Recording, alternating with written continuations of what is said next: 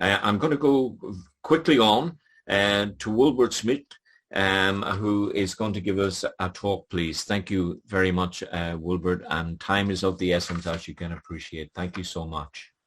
Yeah, thank you. Thank you so much. I will make it short. First, to explain who I am in 2 or 3 words.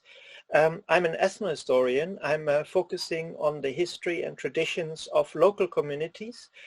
During the last almost 30 years, I have been active in Northeastern Africa doing research in different areas. During the last 10 years, I have been living in Tigray as a member and later associated to Mekelle University and other research institutions. Now I'm at Jena University. I have to underline especially one aspect, which sometimes during the discourses on the war had not been clear enough, and it's very crucial. I have seen a tendency of so-called false balance, especially in the press. As you have observed, there are a lot of reports from different sides. So very often it is said there is one report and there's another report which says the contrary. So the truth should be somewhere in the middle. But especially in times of conflict, this is a very misleading concept. Simply based on method, we have to be close to the people who are close to the events. It's as simple and as difficult as that. Especially as an ethnohistorian, I really wish to underline that what we have to talk about is always local voices. And thank you in this sense that you're bringing, opening the space for local voices here.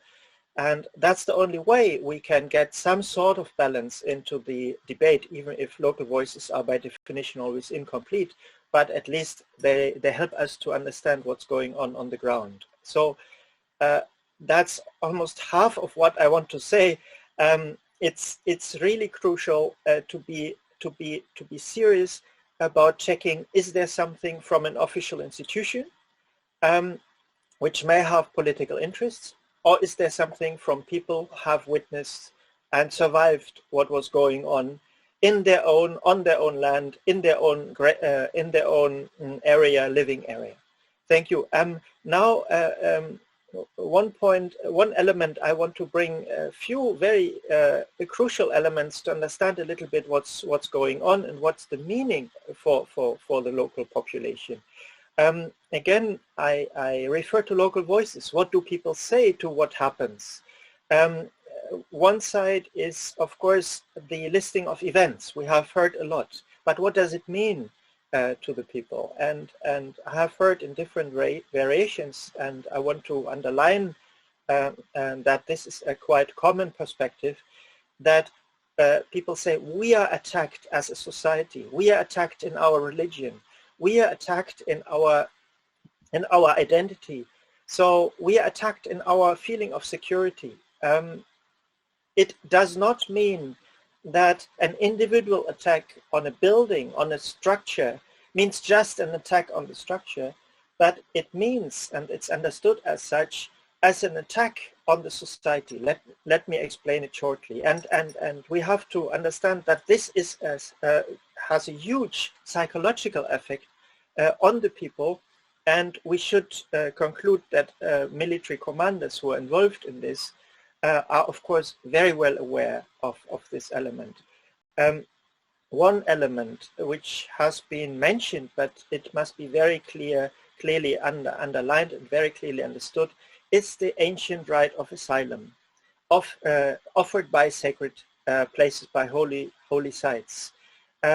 This is sometimes not well understood in the West, how crucial it is for society. If we look at historical traditions, we see that in any time of conflict, in any time of political turmoil, there's always a separate space offered by the society, by the land, a sacred space where anyone can take refuge, and anyone means anyone. If, for example, there's a conflict between people, which is in fact a conflict which takes place in the profane space of life, anyone participating in the conflict can run away from the conflict, say, I'm not part of it, I don't wish to be part of it, I go to the sacred space, and he or she is totally protected there. So this idea of asylum is very radical. This is a little bit behind what was told by Dr. Alula and Dr. Hagos. This very strong tradition in Tigray of offering asylum to people is of course offered by these sacred spaces.